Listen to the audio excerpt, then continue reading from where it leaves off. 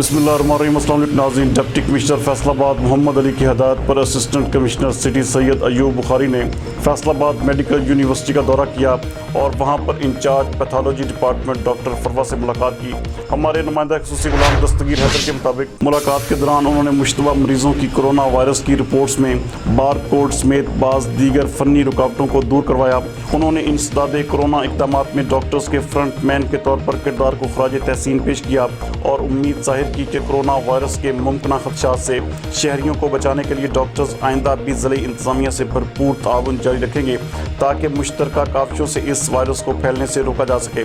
In charge शोबा pathology doctor फरवा ने इंसदादे corona इक़दामात के सिलसिले में ज़िले इंतज़ामिया की जारी भरपूर काविशों को सराहा और मेडिकल यूनिवर्सिटी की जानिब से ताउन जारी रखने की यकीन दहानी भी करवाई।